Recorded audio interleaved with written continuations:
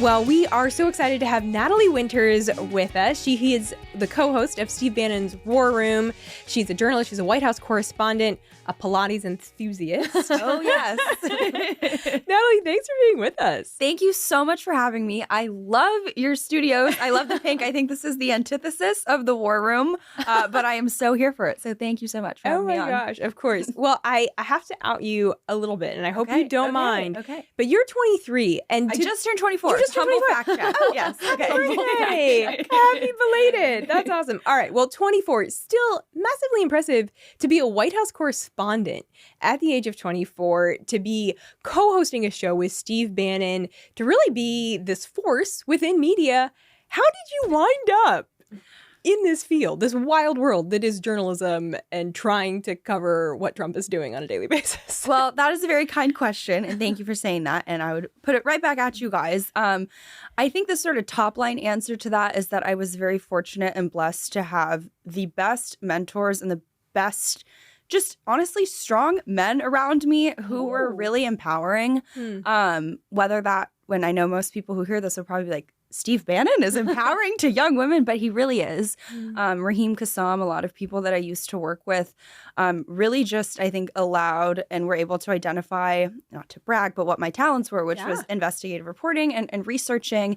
And they stuck me on that beat, which I also wanted to do. I would, naturally just gravitated towards, but they sort of had me abstain from the opinion commentary and doing, I think, the sort of traditional media path. So I think I was sort of unique in that sense. And I was also just, I guess, paradoxically lucky to have come up during the times of COVID, because the CCP was on everyone's mind. And that was what I really drilled down and investigated in terms of my reporting. So it was just sort of a natural affinity. But I think the other just more lifestyle, my just upbringing, I was born and raised in Los Angeles, went to one of the most far left radical prep schools that you could have ever gone to. Wow. My best friends were all the children and grandchildren of Democratic senators. Wow. And I always say the LA strain of the deep state, or probably a lot of Epstein list members. Ooh, probably. Wow. But when I was applying to college, it was the same time as that whole Operation Varsity Blues college admission scandal had broke. And I was in 10th grade during the 2016 election. So I had been attacked as this evil, racist, every ad hominem, misogynist, you name it, in the book. And for years, the same people who were impugning my moral character had been doing something that to me, since at the end all be all was what college you went to, which now retrospectively I'm it literally does not matter. It's such a lie. But I was they are deceiving, they're cheating. And I realized the only way to get ahead in this country is to either be really wealthy and super connected and part of that elite class, or be some weird derivation of a minority or gender stat, right? So that was a very, not to sound cliche, but red pill moment for me. So I think the fusion of all of that, and randomly one day deciding that I wanted to, I remember I turned to my mom. She was driving me home from school. I was like, I really want to intern for Raheem Kassam. Oh she was like, who? And I was just very blessed. But I still don't even, I wake up, I'm like, what? How did this happen? How did I get here? I love that. That's so humble. That's so humble. But, and what's so exciting is you're continuing to live in unprecedented times. I feel like they've done so much at the White House to welcome in new media, alternative media. And I honestly don't even feel like you guys are alternative anymore. People go to you for the news. What is that like, going to the White House every day, going, to the briefing room and interacting with these world leaders? Well, not to, I guess, validate the trope that everything goes back to high school trauma, but it feels like high school. It totally does, except it's more dysgenic and weird. And it's more UN vibes, because it's the entire foreign press and I guess a bunch of globalists. No, it is, I'm sure you guys can all relate. There are times where being a conservative, you just sometimes have to just take it. And you're walking into an environment where nobody believes what you do. They think you're a joke. They want to mock you. And obviously you have your facts and you're right. But when you're standing, to set the stage, among all the tents, all the mainstream media outlets, there's a group of people standing next to you, getting ready to set up the cameras for a press gaggle from every outlet that probably, Steve Bannon is, in my ear being I think these people need to go to prison. And then I'm Natalie, what are your thoughts? And when you have to stand there and deliver and talk, at first it was a little daunting, right? Sure. We always need a little bit of dissociation. No, but I just realized I had to figure out why I was doing it. You know what I mean? Like what my why was, what my purpose was. I mean, true for all things. Yeah. But I was like, you know what? It's for our audience. Yeah. And I'm not there because I'm greater, I'm special. I'm there because our audience helped deliver a victory. And framing it from that orientation made it like less about me and me like duking it out with these reporters, and even the attacks that they've hurled against me. It's not about me, right? Like I am sort of, I think, a representation of their efforts to smear the new media initiative.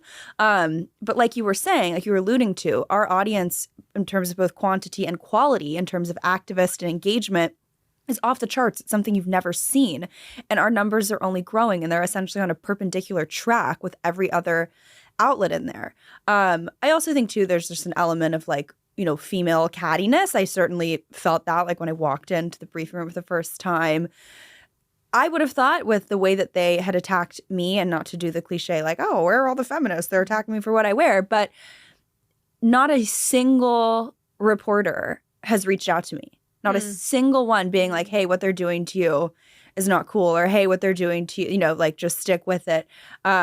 Which I find kind of fun. Expected. Yeah. Right. But like, for example, some outlet, some fashion magazine put together a list of Natalie Winters' like most inappropriate outfits. Oh boy. And I was just like, what? And I was like, look, I've accepted my fate as clickbait. Like, I'm okay with it. But it was very funny for like a female fashion magazine to do that. And the tweet that they put out immediately after tweeting out my article was some bizarrely like Sandra Bullock graphic. But it was like, real women don't drag other women down. They build them up. And I was just like, that I've never seen a better encapsulation, not just of the hypocrisy of feminism, but just how all of that goes out the door because I work for Steve Bannon, or because it's not even that, because I believe something different than, So I was like, but you know what?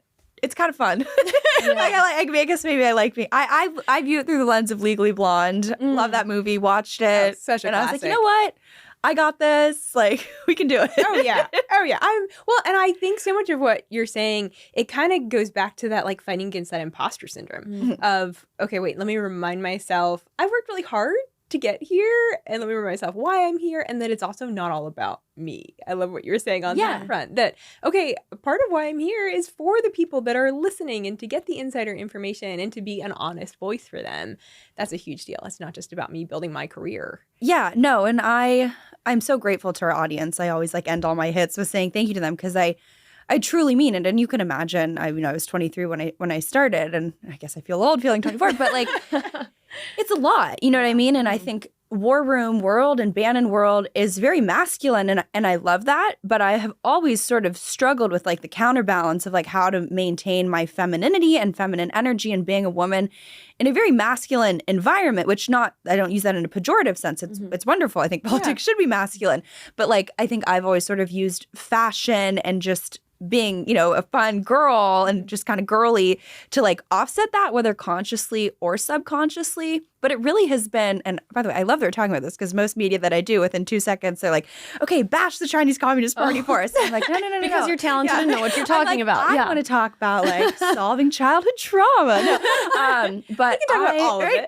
But like I, for so long, and I'm still working through it, like have always sought external validation. And that's something that I have always tried to work through in all of my relationships and all of my life. Yeah. And funnily enough, like going through the White House, because part of me was like, oh, well, because someone was like, oh, just try to make friends with them and like, just be nice. And I'm obviously super nice. And I like try to kill everyone with kindness and, ask them, oh, I love this. Where'd you get that? Yeah. But I also realized too, it was like an interesting exercise in realizing that like, I actually don't need their validation. Yep. You know what I'm saying? Yep. Like I can either sit here, be unhappy, feel put upon because I'm choosing to seek the validation of people who will never give it to me, which because they're part of like a globalist conspiracy and they hate War Room and they hate our show, blah, blah, blah.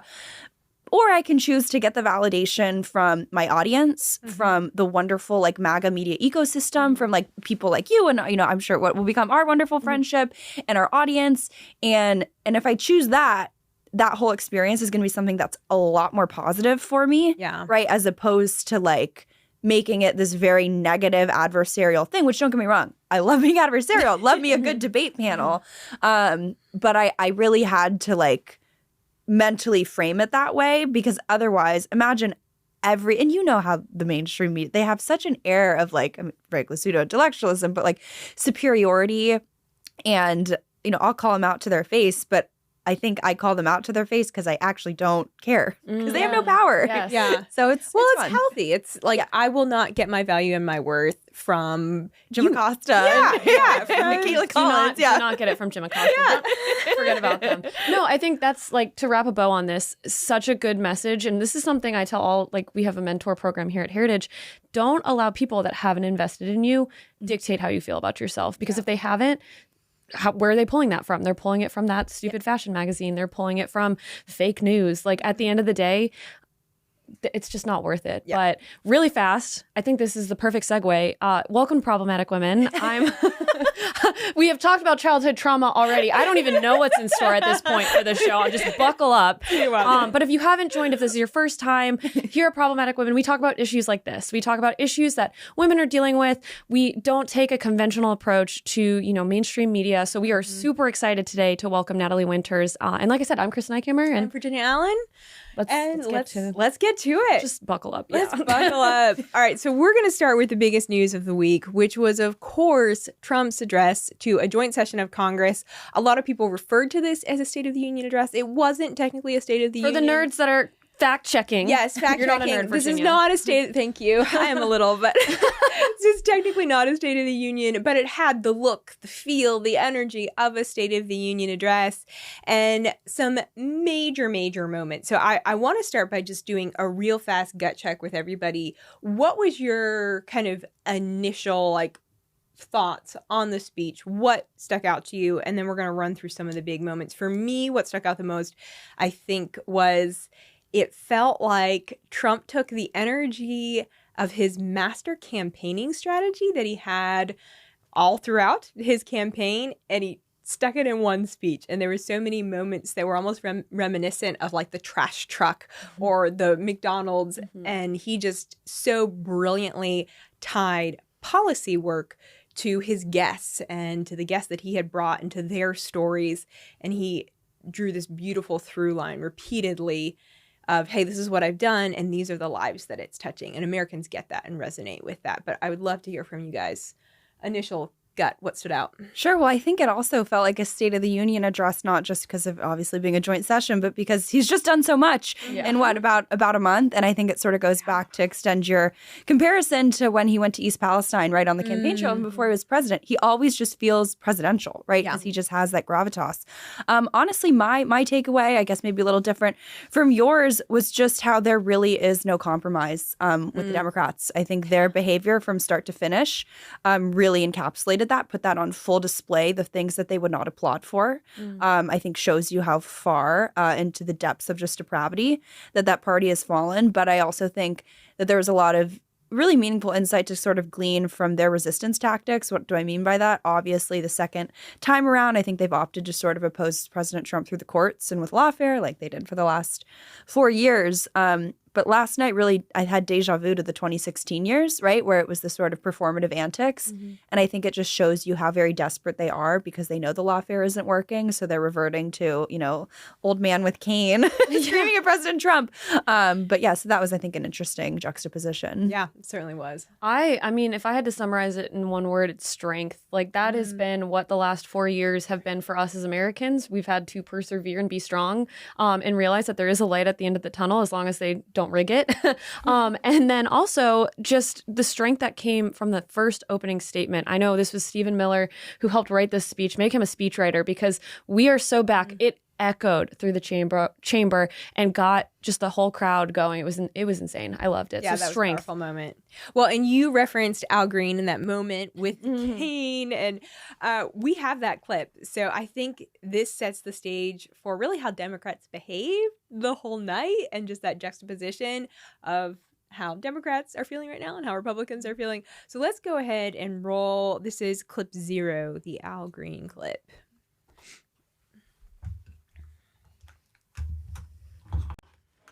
Take your seat, sir. Take your seat.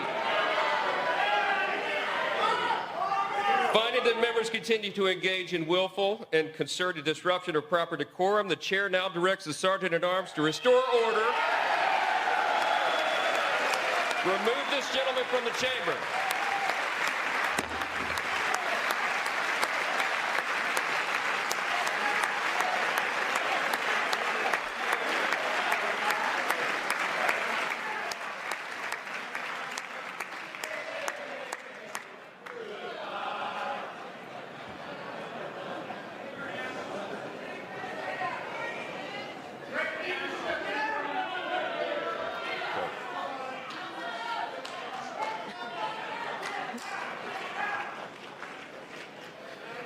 Members are directed to uphold and maintain decorum in the House. Mr. President, you continue. Thank you.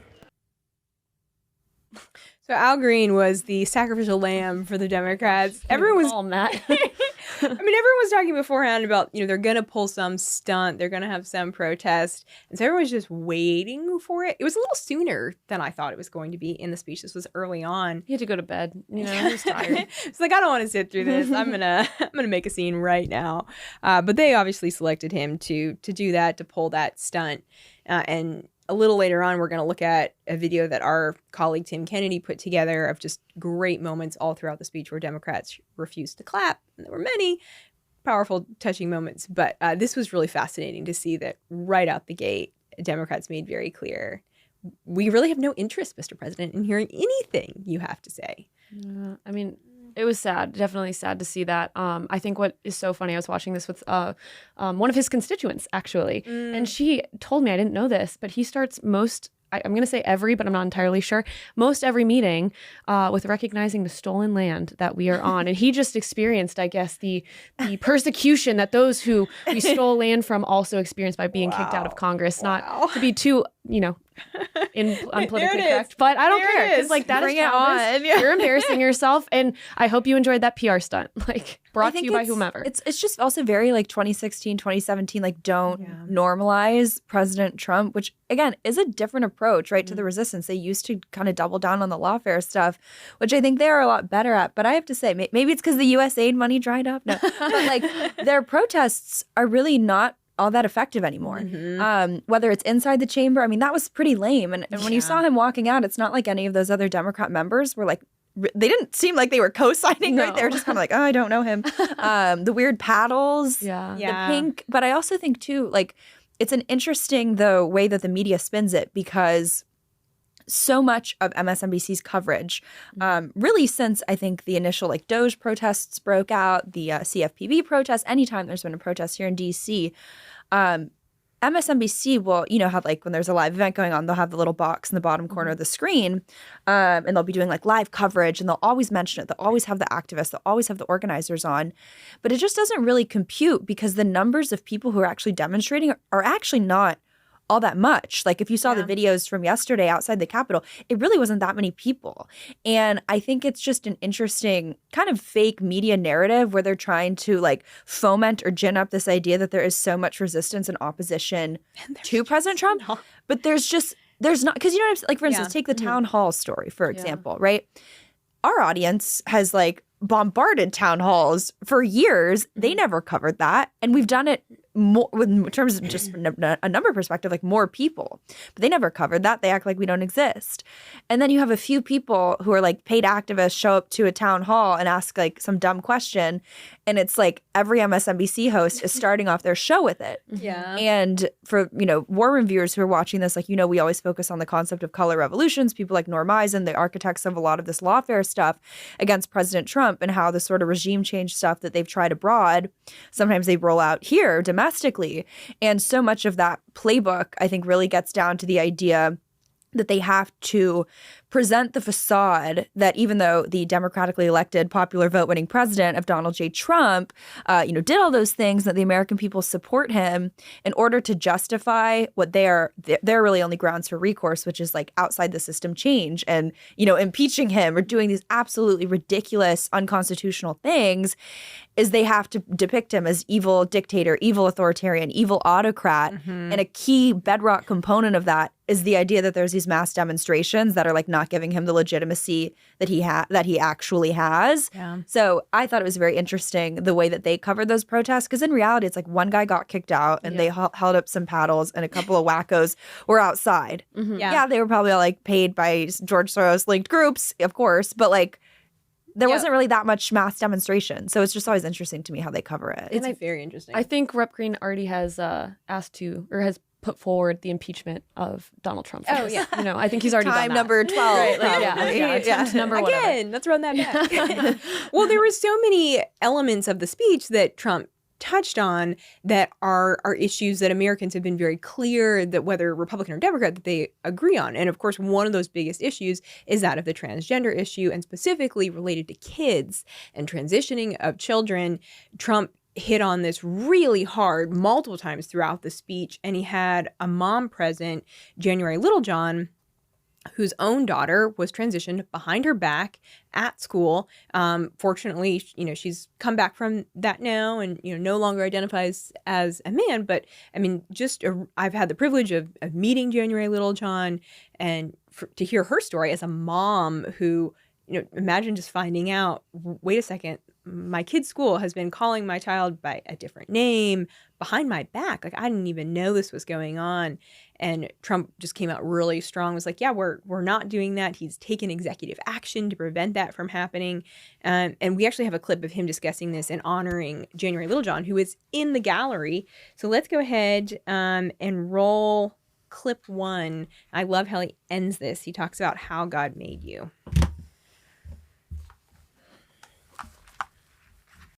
Executive order banning public schools from indoctrinating our children with transgender ideology.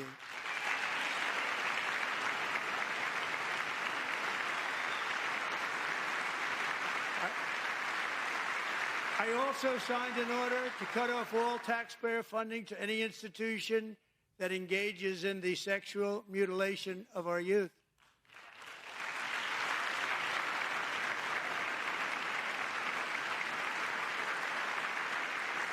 And now I want Congress to pass a bill permanently banning and criminalizing sex changes on children and forever ending the lie that any child is trapped in the wrong body.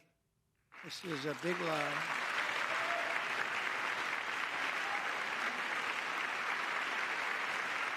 And our message to every child in America is that you are perfect exactly the way God made you. I love that last line. I think I literally started clapping and saying yes when Trump said that, because that is the message that so many Americans have been saying for so long of, okay, this whole transgender movement, their message to young people is maybe the way that you were born is wrong. It's like, that is so damaging. And so for Trump just to clearly state, our message is, hey, men, women, boys, girls, just the way you were created. That is how God made you, and it's perfect. It's like, self-help guru Trump. I'm here for it. No, I saw that quote, and I was like, that is such a wonderful way to frame that issue. It just distills it. It's so simple, but it just, I think, encapsulates. And even like I told you, I grew up in LA, like very far left progressive school. I have a brother who's 3 years older than me.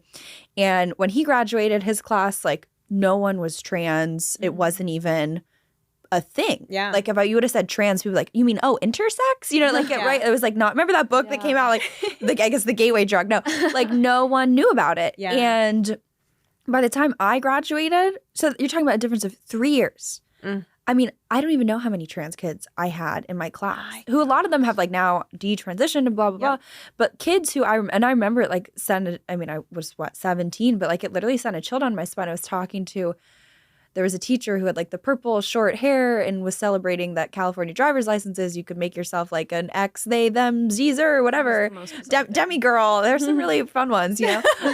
Really but I had a friend of mine who literally said to me like, oh, I'm so glad that I had this person as my teacher, because if I hadn't, then I wouldn't have known that I was trans. oh my gosh. And like, it was in that moment where I was just like, ugh. Because you're not. Because you're not. And it was also like, and also too, it's like, even if you are, It's because it's a funny, I think, weird like inconsistency that they have where they're like, being trans in America is so awful. You're going to get abused and, killed and tortured, and life is so awful. But you have to do it. Like, you have to join the club, right? Yeah. They're the worst advertisers ever. So that, but I've never seen that messaging before. And I think that's just, it's wonderful. It's truth. It is true for all things. No, true. It's truth. It's powerful, and it's empowering. And I mean, it goes beyond just how it impacts the individual and how it also impacts society. I'm sure you guys saw Peyton McNabb was also a guest in the audience. She was the volleyball player who September 2022 was playing against a transgender person, so a biological man, aka a biological man. And he was playing volleyball, and obviously Riley Gaines has been a huge advocate, but this was the first time that we actually saw the difference in strength in how that affects females, because this man spiked the volleyball. And I love how Trump said this. It was something like, that was a shot like never before. She had never felt like that before. And it was like the most Trump thing ever. No, it was insane. I loved it. But it's accurate, because I've played soccer. I've played against men. They're just stronger. You just have to get over it.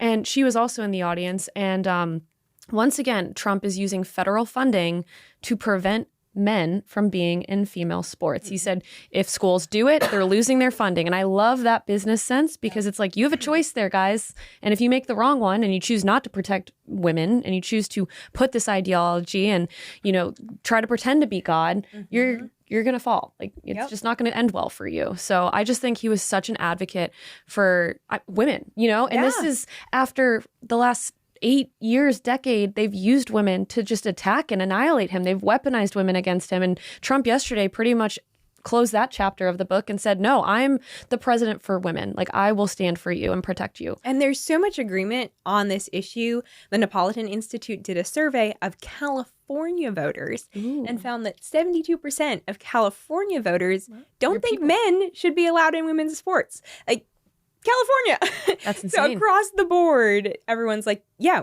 we agree. Let's keep men out of women's sports. Democrats in the chamber seem to feel a little differently.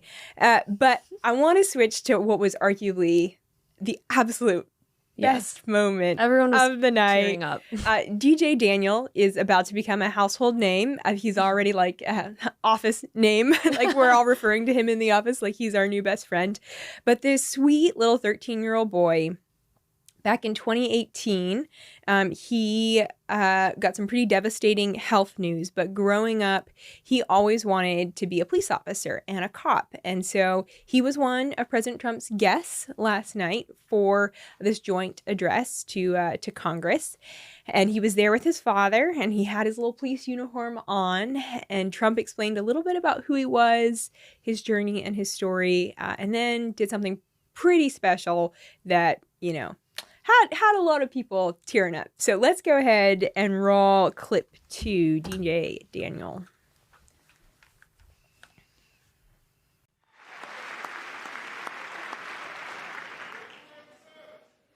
But in 2018, DJ was diagnosed with brain cancer. The doctors gave him 5 months at most to live. That was more than 6 years ago.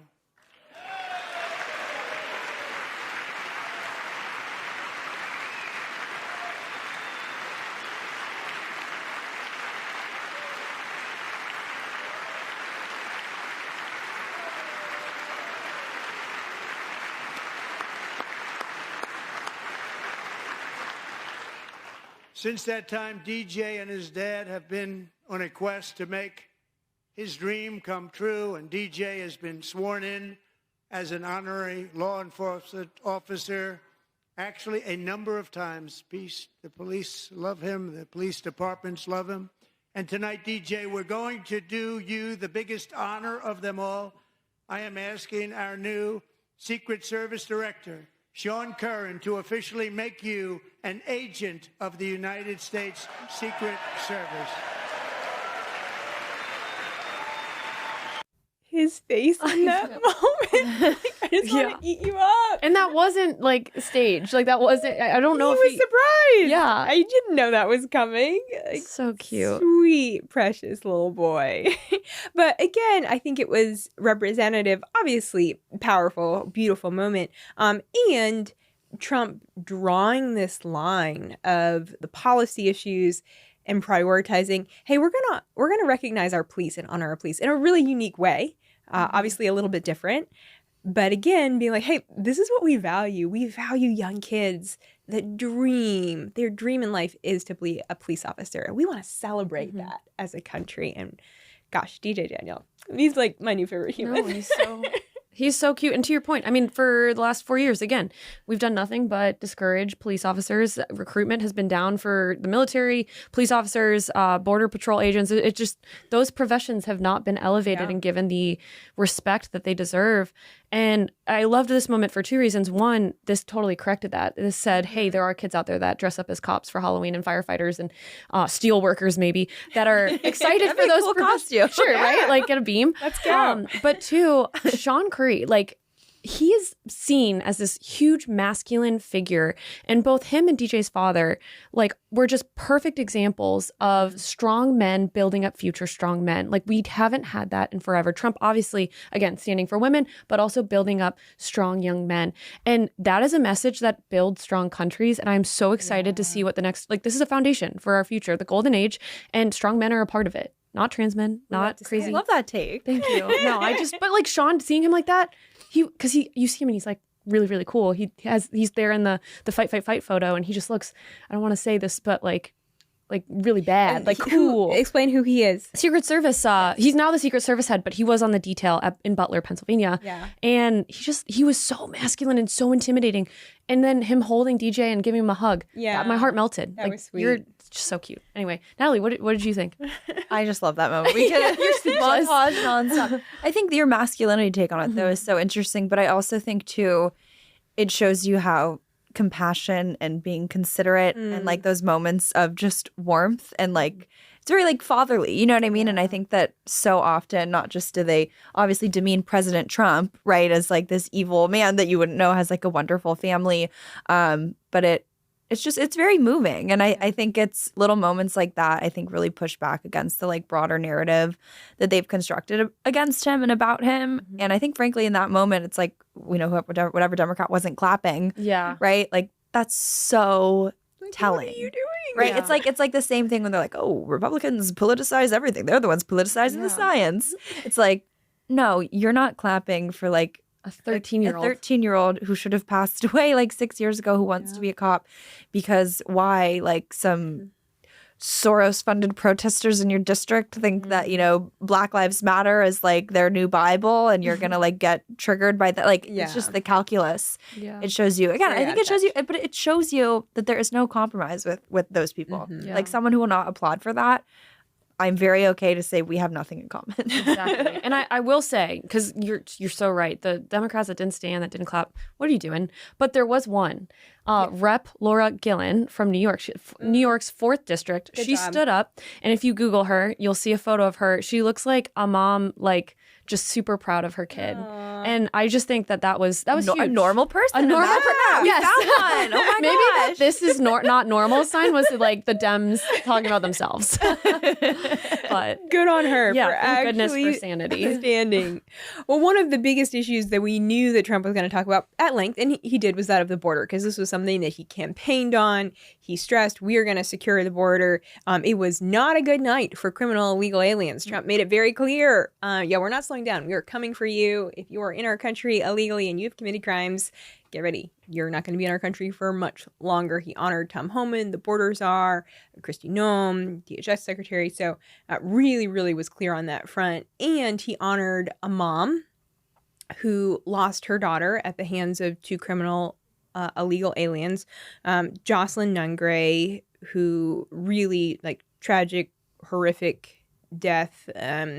I'll explain what happened, but if you're sensitive to some of these things, maybe skip forward.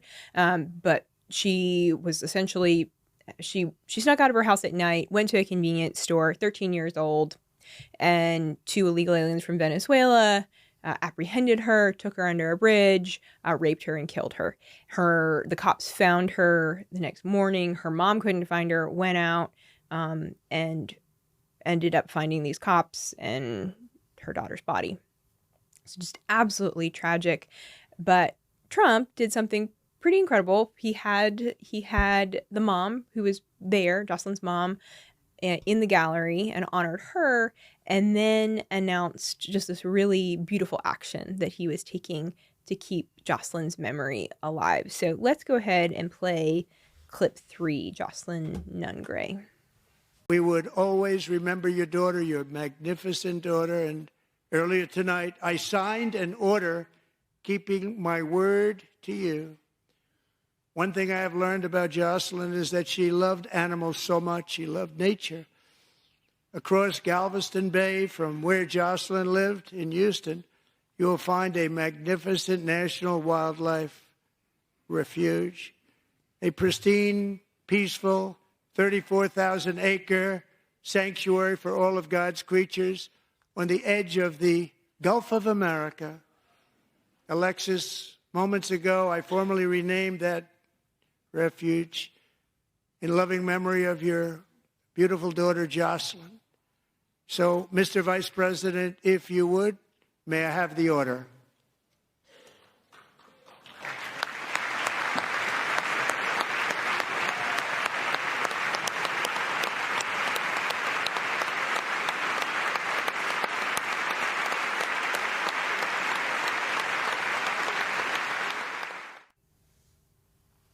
Man.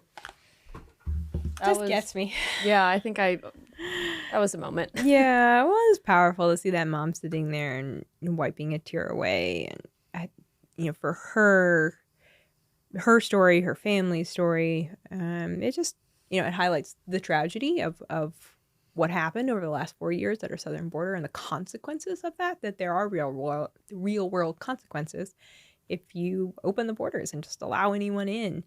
And Trump, I think, just highlighted that in a really powerful way. And also, again, that clear, hey, we're turning a corner and we're going to do this differently moving forward. And we're going to try and, to the best we can, right some of these wrongs that have happened in our country.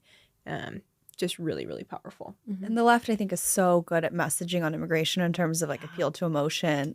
They just want a better life, right? Yeah, sure. And I think the other side of the coin is the, how many mothers are there like her, family members, people who, every crime in the book at the hands of an illegal alien. It's so sad. I know she's been, I think, a real trooper and has been around at a lot of events and has always spoken so bravely and courageously. But I think they do such a good kind of narrative spin class on all things immigration, right? They're really, it's an economic issue. We know the declining birth rate. That's why we need to import and, underclass of people that, it's funny, right? That's you have to accept a handful. Remember that during the campaign? Was it Martha Raddatz and J.D. Vance? You have to accept a handful of illegal aliens. You have to accept there's going to be a handful of crimes. What if we told Ukraine, you're just going to have to accept a handful of Russians or cede a handful of territory? It's just the double standard, right? Yeah. And it's moments like that. And I I love walking. I'm a big hawk girl walk girl. People have to go walk in the preserve. Oh my goodness. Yeah. Oh, that's a beautiful idea. It's that is such a beautiful area too. Yeah. So I just I love how he described it being a place for God's creatures. Mm-hmm. She loved animals. That's just such a beautiful tribute. And now her mother can go there and reflect on what a life her daughter had. What a gift. And honor her there. Mm-hmm. But I think that was one of the, I probably should have said this was my greatest takeaway. Honestly, the number of stories, there were countless stories. We haven't hit on everything. I mean, someone got accepted to West Point last night. His dream was made come true. And border agents, again, were highlighted. But another one of our friends was also highlighted last night for some of the incredible work that he has done. And that friend, I wish, was Elon Musk. Our buddy, Elon Musk. I think that would be probably a hard pivot from what was, the beauty of the everyday American, how policies impact just every American in this country. He then goes and highlights how one American is working so hard and tirelessly at DOGE, the Department of Government Efficiency, to uncover just how corrupt the system has become. Mm-hmm. And I'm going to tell you, when he started listing, I think I put my timer on my watch. It was at least 2 minutes, of just waste they've uncovered. Bullets, right? That he was covering, from made up countries in Africa to transgender surgeries in India. I had no idea that that was how bad it's gotten. But again, it's not necessary. I mean, that's a huge win that we're uncovering. It's not a win that we've been paying for this for, I don't know, forever. Long time. But that was another huge moment, I would say. Yeah, that was a huge moment. And you have a bullet point. You have some of these I have highlights. a lot. Let's hear some of these highlights of what has been uncovered. Well, first of all, for those of you who are trying to buy a house, I know you are. The government is giving $22 billion from HHS in free housing and cars to illegals. Wouldn't it be nice if that went here legally? Yeah, Maybe I could have a house. Not too late. You can try. Not too late. Just cross over the border. Go to Mexico. Get a margarita. Come back. It's too late now. Well, yes, you're right. You're right. Tom Homan.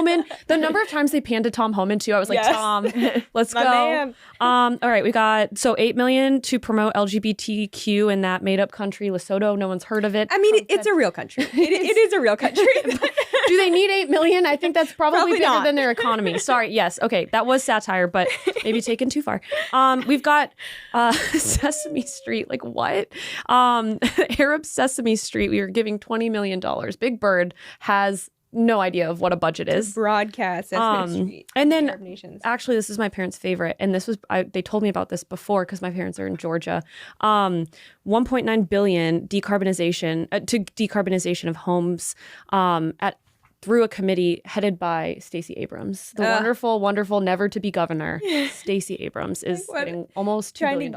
Make sure you get rid of your gas stoves. She really is. And then the only other thing I'd say that I'd highlight is the Social Security. They found people that were 160 years old, people older than our country. I loved that line that Trump dropped. He's like, we have one person that is older than our country receiving that was money.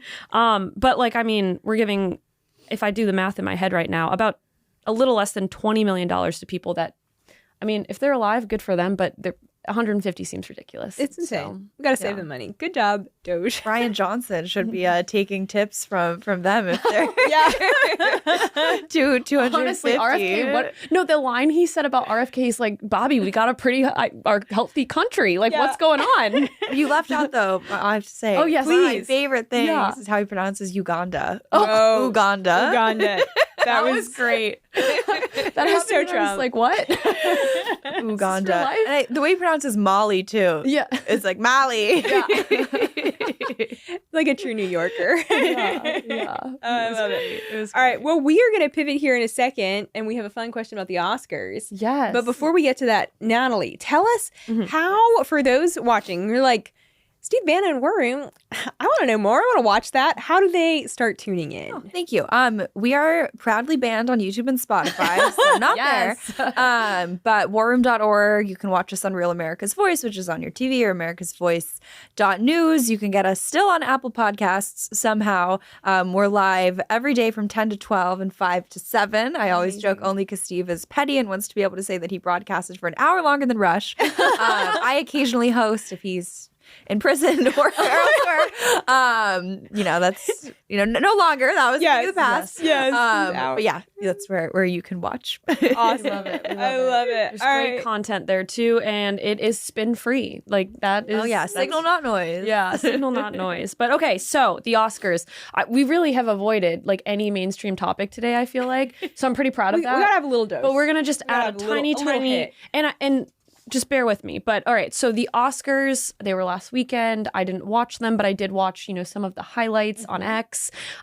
Great Adam Sandler moment. If you haven't seen his little interaction with Conan, he's dressed in basketball shorts. It's amazing. I love him. I just love how much you love that I made moment. Virginia watch this before. Yeah, I was like, it's funny, but She's like, I don't really love care. your reaction more. Yeah, I mean, not enough people were like raised on Adam Sandler comedy. That's just like my take.